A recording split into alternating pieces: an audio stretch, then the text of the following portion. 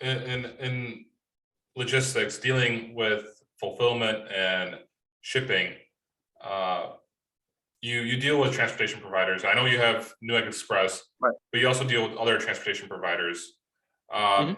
So how do you go about picking a transportation provider, and how do like the best transportation providers stick out? Yeah, great question. So, one of the things that I've seen, I could say I've kind of learned it throughout my life. But one thing I've seen Newegg do a lot is we do value, or sorry, we place more value on a trust aspect than we do on, say, even a cost aspect. Most companies are going to go for the lowest cost, but just like almost everybody knows, the lowest cost also means that, hey, your insurance might be an issue. Say like for car insurance, if you have the lowest cost car insurance, even if it's full coverage, it might not cover everything that you drive, like say like a higher price one will. And so that's one of the biggest ways that we make our decisions. When it comes to the carriers that we're actually using, we do go with the lowest cost based on the need. But when it comes to actually vetting a carrier, one of the things that we look heavily into is how do they process claims, and how do they deal with loss. It's always been a really big thing in the logistics industry that it's hard to get a carrier to cover the true cost of a loss. A lot of times they'll try to say, oh, well, there's a certain amount that we cover from the carrier side. There's only a certain amount that we cover. Anything above that would have to be based on insurance. And we have seen quite a few issues over the years. For example, one guy pulls over to go to sleep and then his trailer disappears. I don't know how it happened, right? But these are things that the carrier does need to consider, especially when you're dealing with electronics.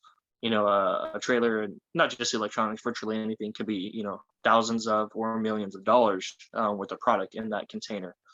And so it's how well are the carriers willing to work on these cases that are going to happen no matter what. We hope that they're rare. Also, when it comes to the service, like you said, service is a very big thing. If I have to pay you a little bit more, but I know that you are going to be on time for every delivery, or at least 95 to 98% of deliveries, given there's no disasters, then that's something that I'm going to look at a little bit more than the fact that you might save me $50 on a shipment. Once we have our vetted carriers, that's where we do go based on cost of service, right? But when it comes to actually selecting the carrier to work with, Newegg is very selective, and that's why it took me about 2 years to get one of the brokers that I've known for a while actually signed on to the company, is because he's been able to save us some money here and there the entire time that I've known him. But it's okay, how do you work with your claims? He handles any claims or any insurance 100% himself as a broker, which is kind of hard to find. Yeah. And that was one of the main things that allowed us to kind of sign with him, was he handles it from end to end. And you seem quite persistent if it took 2 years to get your business. Yeah. So it's interesting. When I was in California, I hung out with Matt Walsh, who's the #1 sales agent at Echo, and I was asking him for sales tips, and he was talking about being just persistent. Where like his largest customers, it took him years to actually land.